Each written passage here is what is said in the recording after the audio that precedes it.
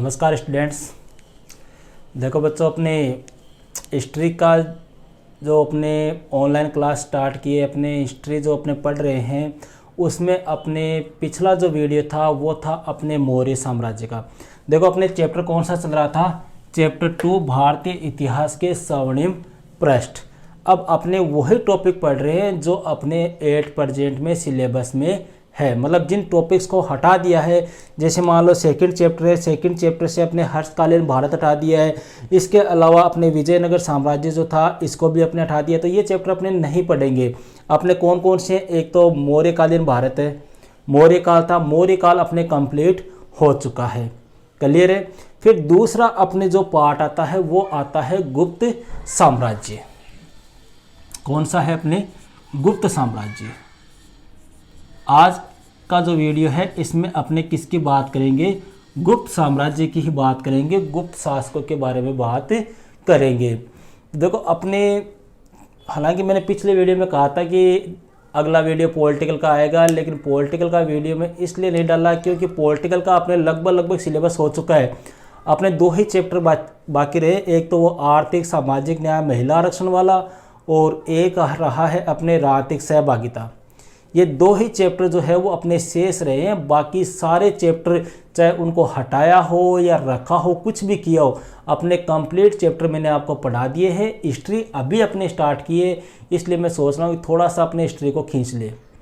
और पॉलिटिकल के भी आपको वीडियो मिलते रहेंगे। जैसे कोशिश ये रहेगी कि कल मॉर्निंग में या कल के दिन में आपको जो महिला आरक्षण वाला चैप्टर है, आर्थिक सामाजिक न्याय वाला, वो कल करवा दिया जाएगा, ठीक है। और देखो एक बात और, कुछ स्टूडेंट्स जो नए जुड़ रहे हैं, जो करेंगे सर पॉलिटिकल में ये चैप्टर पढ़ाओ, ये चैप्टर पढ़ाओ, तो मैं बता दूं कि पॉलिटिकल में मैंने लगभग सिलेबस करा दिया है। आप किसी भी वीडियो की डिस्क्रिप्शन में चले जाओ, वहाँ पर आपको पॉलिटिकल के और हिस्ट्री के वीडियो की लिंक मिल जाएगी। वहाँ से आप प्लेलिस्ट में जाके वीडियो देख सकते हो, क्लियर है इतनी बात। अब बात करते हैं देखो अपने गुप्त साम्राज्य की। गुप्त साम्राज्य जो है इसका कालक्रम अपने देखिए तो 275 ईस्वी से लेकर 550 ईस्वी तक यह साम्राज्य रहा था। देखो मौर्य साम्राज्य जो था वो था अपने ईसा पूर्व की बातें उसमें, जबकि इसमें आ गई है अपने ईस्वी, मतलब ईसा मसीह के जन्म के बाद। वो थी ईसा मसीह के जन्म से पहले, समझ रहे इतनी बात।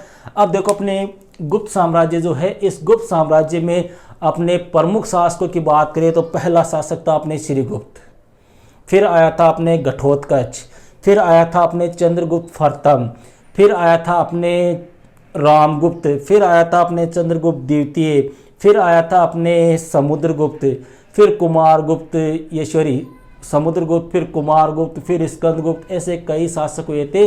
और 275 ईस्वी से लेकर 550 ईस्वी तक जो है वो गुप्त साम्राज्य ने शासन किया, गुप्तों ने भारत के ऊपर शासन किया। तो अब देखो इसमें बात करते हैं सबसे पहले गुप्त काल के शासकों की। तो पहला शासक जो आता है वो है अपने श्रीगुप्त। देखो श्रीगुप्त का जो टाइमिंग है वो मानाता है 275 ईस्वी से लेकर 300 ईस्वी तक। अब देखो यहाँ पर आपकी जो बुक है, उस बुक से थोड़ा सा मैं आपको एक्स्ट्रा ही बताने की कोशिश करूंगा इतिहास के बारे में, ठीक है। तो ध्यान देना, अपने गुप्त वंश का जो पहला जो शासक था वो कौन था, श्रीगुप्त था। तो अपने कह दें कि यह गुप्त वंश का क्या था, संस्थापक हो गया। गुप्त वंश का संस्थापक या गुप्त वंश का पहला शासक था। इसकी जो उपाधि है, इसने 2 उपाधियां धारण की थी, एक तो महाराज की और दूसरी आदिराज की उपाधि धारण की। ये दोनों ही उपाधियां जो है वो उपाधियां एक प्रकार से संप्रभु शासक की नहीं होती। ये वो राजा धारण करते हैं जो किसी दूसरे के क्या होते हैं, अधीन होते हैं, दूसरे के सामंत होते हैं। तो ये श्रीगुप्त ना, वो भी एक सामंत ही था, ये स्वतंत्र शासक नहीं था। मतलब श्रीगुप्त जो है वो कुषाण वंश के जो शासक थे उन कुषाणों का सामंत था। कुषाणों का क्या था, सामंत था। और कुषाणों के सामंत के रूप में ही इन्होंने कौन से वंश की नींव डाली थी? गुप्त वंश की नींव डाली थी। इसीलिए कुषाणों का सामंत था, कुषाणों के अधीन रहकर इसने गुप्त वंश की स्थापना की थी, इसीलिए इसने महाराज की उपाधि धारण की। अगर ये स्वतंत्र शासक होता तो ये महाराज की उपाधि, आदिराज की उपाधि धारण न करके महाराजाधिराज की उपाधि धारण करता। अब देखो इसके बारे में अपने को जानकारी कहाँ से मिलती है। एक चीनी यात्री था जिसका नाम था इत्सिंग। इस चीनी यात्री ने इसके बारे में क्या दी है? अपने जानकारी दी है। इस चीनी यात्री ने कहा कि मेरे भारत आने से 400 वर्ष पूर्व, मतलब ये चीनी यात्री कहाँ आया था? भारत आया था। तो ये कह रहा है कि जब मैं भारत आया उसके 400 वर्ष पूर्व यहाँ पर एक राजा शासन कर रहा था जिसका नाम था चिल्ली कित्तो। मतलब चीनी भाषा में ये नाम दिया उसने, उसका क्या नाम था? चिल्ली कित्तो नाम था। अब कई बार पूछ लिए चिल्ली कित्तो किसका नाम है, तो इत्सिंग ने किसको कहा था? श्रीगुप्त को कहा था। इसके भारत आने से 400 वर्ष पूर्व है, मतलब ये भारत कब आया था? 675 में आया था। 400 वर्ष पूर्व का मतलब हो गया कितने साल? 275। समझ गए? तो ये कहता है कि मेरे भारत आने से पूर्व भारत पर चिल्ली कित्तो नामक राजा क्या कर रहा था? शासन कर रहा था। और उसकी राजधानी जो थी वो कौन सी थी? चिल्लिकिया, चिल्लिकिया मिल्लिकिया थी। चिल्लिकिया मिल्लिकिया जो है वो किसको बोलते हैं? अपने जो मर्ग शिकावन है उसको कहा था। मर्ग शिकावन का मतलब अपने कौन सा? सारनाथ। इस सारनाथ को ही मर्ग शिकावन, और इसी को चीनी यात्री इत्सिंग ने क्या कहा है? चिल्लिकिया मिल्लिकिया कहा है। देखो दोनों ही क्वेश्चन जो है वो काफी मोस्ट है, कई बार कंपटीशन एग्जाम में पूछे जाते हैं, हो सकते हैं आपके 12वीं एग्जाम में पूछ ले कि इत्सिंग ने चिल्ली कित्तो किसे कहा, या श्रीगुप्त की जानकारी जो है वो कौन सा चीनी यात्री देता है? इत्सिंग। ठीक है, इतनी बात क्लियर है। अब अपने दूसरे शासक की बात करते हैं। श्रीगुप्त के बाद में दूसरा शासक बना था, उसका नाम था घटोत्कच। इसने शासन किया था 300 ईस्वी से लेकर 319 ईस्वी तक। घटोत्कच ने कब से कब तक किया था? 300 से लेकर 319 तक। देखो इसकी भी उपाधि जो है वो कौन सी मिलती है अपने को? महाराज ही मिलती है। महाराज की उपाधि का मतलब हो गया कि यह भी स्वतंत्र शासक नहीं था, मतलब दूसरे के अधीन ही था। चंद्रगुप्त द्वितीय की पुत्री थी जिसका नाम था प्रभावती गुप्ता।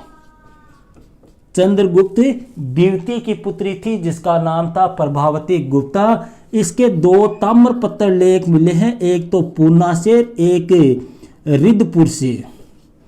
इन दोनों ताम्रपत्रों में इसने घटोत्कच को गुप्त वंश का प्रथम शासक बताया है। यह भी ध्यान रखना कि प्रभावती गुप्ता ने अपने किन ताम्रपत्रों में, पूना और रिद्धपुर, किन ताम्रपत्रों में घटोत्कच को गुप्त वंश का पहला शासक बताया है? तो कौन से ताम्रपत्र है? पूना और रिद्धपुर। ये दोनों ही कैसे शासक थे? ये एक प्रकार से दूसरे के अधीन, दूसरे के सामंत थे। इतनी बात क्लियर हो गई। अब बात करते हैं सबसे पहले मेन शासक की। ये दोनों ही क्या थे? गुलाम थे, एक प्रकार से कुषाणों के अधीन थे। कुषाणों के अधीन रहकर इन्होंने गुप्त वंश की नींव डाली थी। अब बात करते हैं अपने गुप्त वंश के अगले शासक की, जिसका नाम है अपने चंद्रगुप्त प्रथम। चंद्रगुप्त प्रथम, जिसका टाइमिंग था अपने 319 ईस्वी से लेकर 319 ईस्वी से लेकर 335 ईस्वी तक।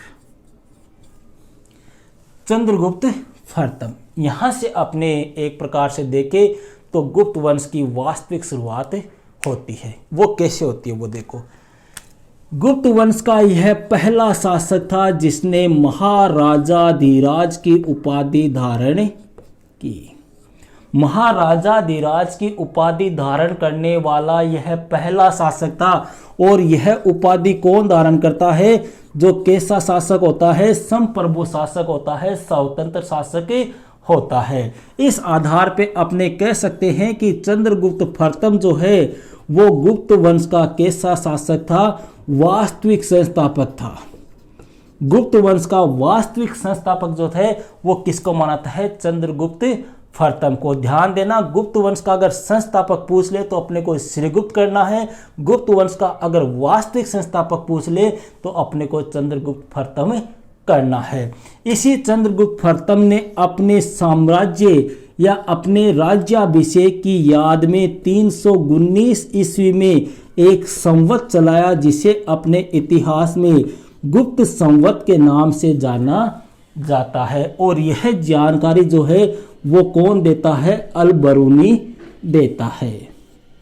अल-बरूनी ये कहता है कि चंद्रगुप्त प्रथम जो था उसने अपने राज्याभिषेक की स्मृति में याद में 319 ईस्वी में कौन सा संवत चलाया? गुप्त संवत चलाया। जबकि कुछ किताबों में 320 भी लिखा हुआ है। 320 भी लिखा हुआ है। 320 के बारे में कौन कहता है? अपने एक जैन मुनि था, इसका नाम था यतिवर्षभ। यतिवर्षभ एक जैनी था, इसने एक रचना लिखी थी जिसका नाम था तिलोय परिणीति। जैन ग्रंथ है ये तिलोय परिणीति। ये यतिवर्षभ कहता है कि गुप्त संवत जो है वो चंद्रगुप्त प्रथम ने कब चलाया था? 320 ईस्वी में चलाया था। जबकि वास्तविक एक्चुअल अधिकांश इतिहासकार जो है वो किसको सही मानते हैं? 319 को। और अपने भी किसको ही सही मानना है? 319 को ही मानना है। चंद्रगुप्त प्रथम की अगली खास बात आती है, इसने एक सोने का सिक्का चलाया था।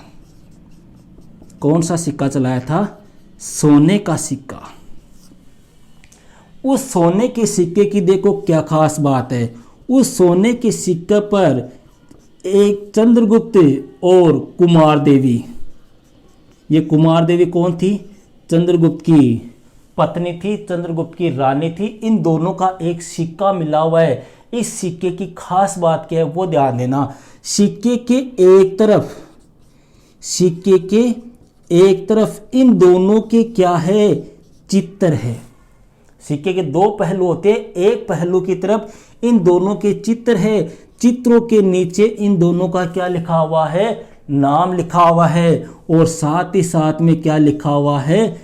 लिच्छवे लिखा हुआ है। अर्थात ये शासक लक्ष्मी के उपासक थे, वैष्णव धर्मावलंबी थे। एक तरफ चित्र, नाम और लिच्छवे लिखा हुआ है तथा दूसरी तरफ जो है ना वो किसका चित्र है? लक्ष्मी का चित्र है। किसके सिक्कों में? चंद्रगुप्त कुमार देवी के सिक्कों में। और देखो, भारतीय इतिहास का यह पहला सिक्का है जो इस प्रकार का है। इसके अलावा भारतीय इतिहास में आज तक ऐसा सिक्का नहीं मिला है जिसमें राजा रानी का चित्र हो, नीचे दोनों का नाम हो और लिच्छवे लिखा हो तथा दूसरी तरफ लक्ष्मी का चित्र हो। ध्यान रखना, ऐसा सिक्का अगर पूरे विश्व की बात करें तो एक ही जगह पाया गया है। वह कहाँ है? अपने इंग्लैंड में। ऐसा सिक्का इंग्लैंड का शासक था विलियम और उसकी पत्नी थी जिसका नाम था, रानी थी जिसका नाम था मैरी। उनका सिक्का जो है वो इस प्रकार का सिक्का है। बाकी भारतीय इतिहास में किसी भी शासक का इस प्रकार का सिक्का नहीं मिला है। तो ये था आपके कौन? चंद्रगुप्त प्रथम। अब बात करते हैं अगले शासक की जिसका नाम है समुद्रगुप्त, जिसने 335 ईस्वी से लेके 375 ईस्वी तक शासन किया था। चंद्रगुप्त, ये समुद्रगुप्त को चलो अपने नेक्स्ट वीडियो में देख लेते हैं। काफ़ी थोड़ा सा लंबा चौड़ा है, उसका टाइम ज़्यादा लगेगा। नेक्स्ट वीडियो में अपने बात कर लेंगे समुद्रगुप्त की। तो ये तीन शासक हो गए अपने, श्रीगुप्त, घटोत्कच और चंद्रगुप्त प्रथम। नेक्स्ट वीडियो में अपने बात करेंगे समुद्रगुप्त की। ओके।